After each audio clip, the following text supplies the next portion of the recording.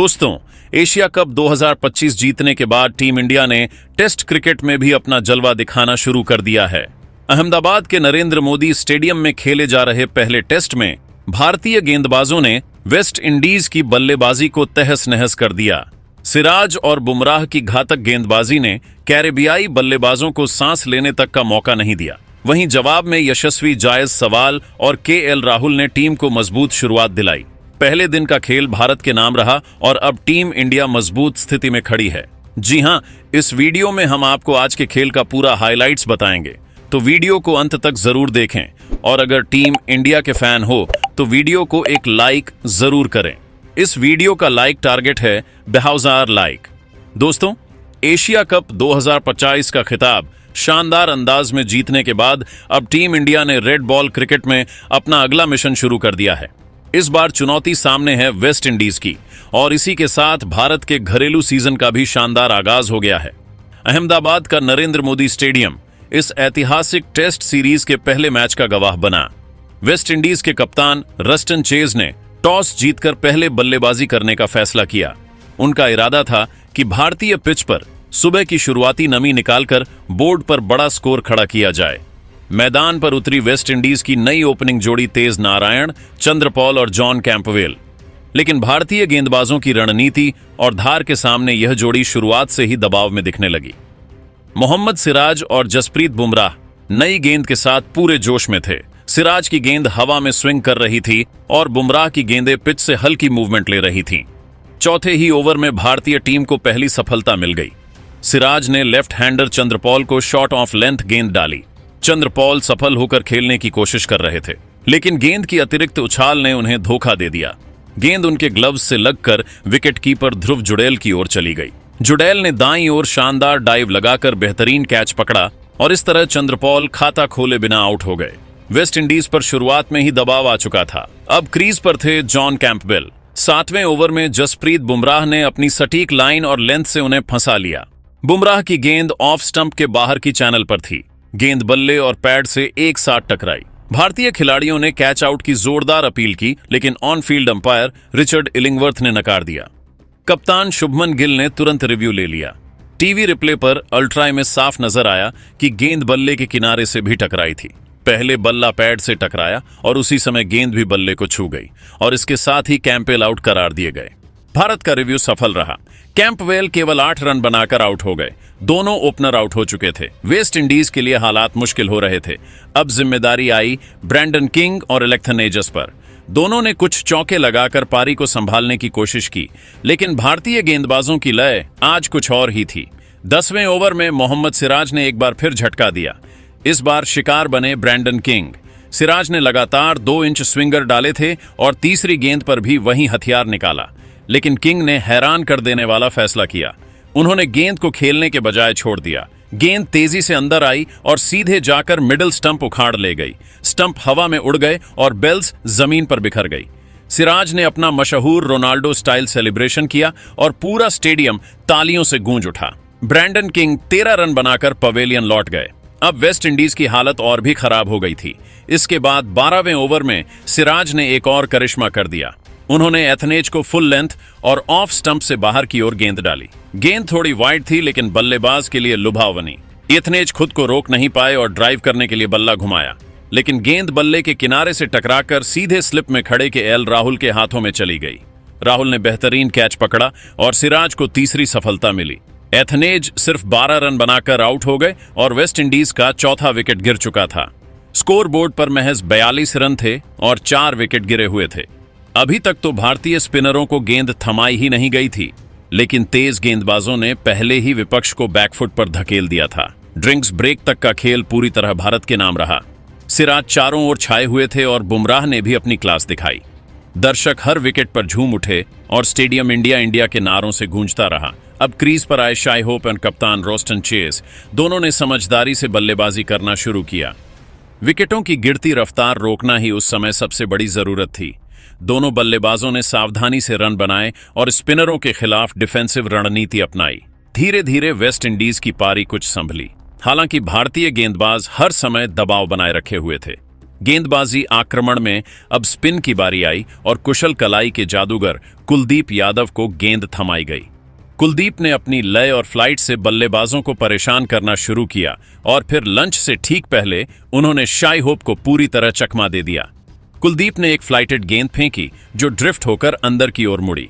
Hope drive करने गए, लेकिन गेंद बल्ले के अंदरूनी किनारे को भी छू नहीं सकी और सीधे जाकर ऑफ स्टंप उखाड़ ले गई। शाई होप वहीं खड़े खड़े अक रह गए।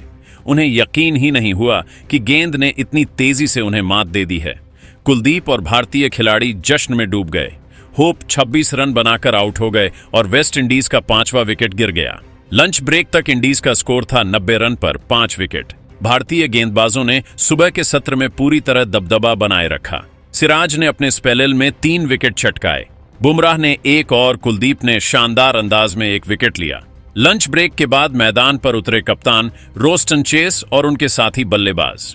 वेस्ट इंडीजर्स के पास एक ही उम्मीद बची थी, किसी तरह 150 से 200 तक का स्कोर खड़ा किया जाए ताकि मैच में थोड़ी चुनौती बरकरार रहे। शुरुआत में दोनों बल्लेबाजों ने थोड़ा संभल कर खेला। धीरे धीरे टीम का स्कोर 100 रन के पार पहुंच गया, लेकिन इस छोटी सी राहत को मोहम्मद सिराज ने तुरंत तोड़ दिया।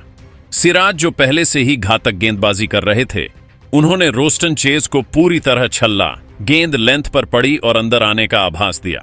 कप्तान चेस ने इसे ऑन साइड की ओर खेलना चाहा, लेकिन गेंद ने अंतिम क्षण में बाहर की ओर मूवमेंट ले ली। चेस का बल्ला आधा बंद रह गया और गेंद सीधी किनारे से टकराकर विकेटकीपर ध्रुव जुरैल के पास चली गई। जुरैल ने थोड़ी डगमगाहट के बावजूद कैच को सुरक्षित कर लिया और इस तरह वेस्ट इंडीज का 6ठा विकेट भी गिर गया। चेज ने 24 रन बनाए, लेकिन अपनी टीम को संकट से निकालने में नाकाम रहे। सिराज ने इस विकेट के साथ अपने नाम 4था शिकार दर्ज किया। अब वेस्ट इंडीज और भी गहरे संकट में थी।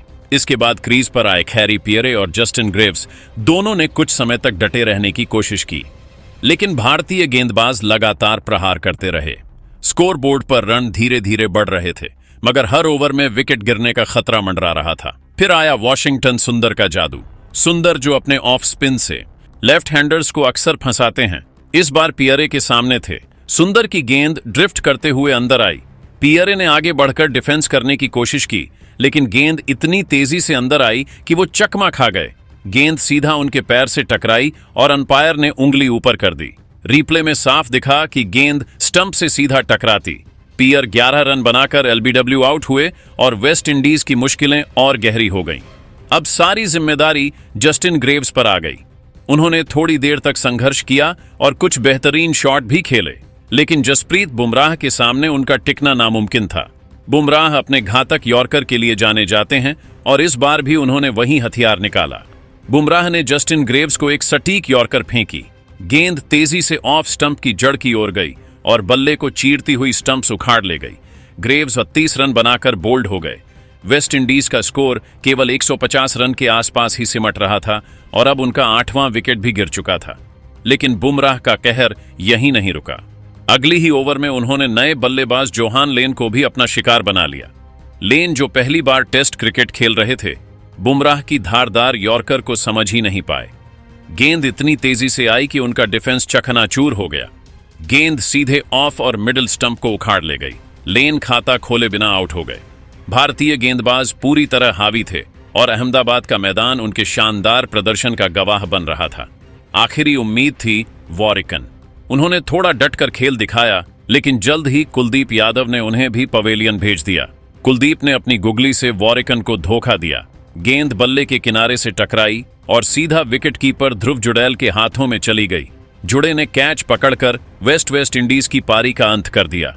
वेस्ट इंडीज की पूरी टीम महज 41 ओवर में 122 रन पर ऑल आउट हो गई। 2 सेशनों के भीतर ही भारतीय गेंदबाजों ने विपक्षी टीम को ढेर कर दिया। अगर गेंदबाजी प्रदर्शन की बात करें तो मोहम्मद सिराज सबसे चमकदार सितारे साबित हुए। उन्होंने शानदार स्पेल डालते हुए 4 विकेट अपने नाम किए। जसप्रीत बुमराह ने अपनी घातक यॉर्कर से 3 विकेट झटके। कुलदीप यादव ने 2 विकेट और वॉशिंगटन सुंदर ने 1 विकेट लेकर इस विनाशकारी गेंदबाजी को पूरा किया। दोस्तों, यह नजारा बताता है कि भारतीय गेंदबाज किस तरह अपनी घरेलू परिस्थितियों में विपक्ष को रौंद सकते हैं। महज 2 सेशनों में पूरी वेस्ट इंडीज टीम पवेलियन लौट चुकी थी। अब बारी थी भारतीय बल्लेबाजों की और क्रीज पर उतरे टीम इंडिया के दो भरोसेमंद सलामी बल्लेबाज यशस्वी जायसवाल और केएल राहुल दोनों बल्लेबाजों ने सदी हुई शुरुआत की। जायसवाल और राहुल जानते थे कि शुरुआती कुछ ओवरों में विकेट बचाना बेहद जरूरी है। गेंद नहीं थी और वेस्ट इंडीज के गेंदबाज पूरी ताकत से झोंक रहे थे, लेकिन राहुल और जायसवाल ने शांति से गेंदें खेली और स्कोरबोर्ड को धीरे धीरे आगे बढ़ाते रहे। जब भारत का स्कोर 23 रन तक पहुंच चुका था, तभी आसमान में काले बादल छा गए और बारिश ने खेल रोक दिया। मैदान पर कवर बिछा दिए गए और खिलाड़ियों को पवेलियन लौटना पड़ा। लगभग 22 मिनट तक खेल बंद रहा। दर्शक थोड़े निराश हुए, लेकिन उनकी उम्मीदें जिंदा थीं। आखिरकार बारिश थमी और मुकाबला फिर से शुरू हुआ। बारिश के बाद जैसे ही खेल दोबारा शुरू हुआ, यशस्वी जायसवाल ने अपने गियर बदल दिए। शुरुआत में जो जायसवाल शांत और धैर्य से खेल रहे थे, वही अब आक्रामक अंदाज में नजर आए। उन्होंने चौकों की झड़ी लगा दी। मैदान में हर ओर गेंद जाती हुई दिख रही थी, कभी कवर ड्राइव, कभी पुल शॉट, तो कभी स्ट्रेट ड्राइव। उनकी इस आक्रामकता के दम पर भारत का स्कोर 50 रन के पार पहुंच गया। दूसरी ओर केएल राहुल भी बेहद सटीक बल्लेबाजी कर रहे थे।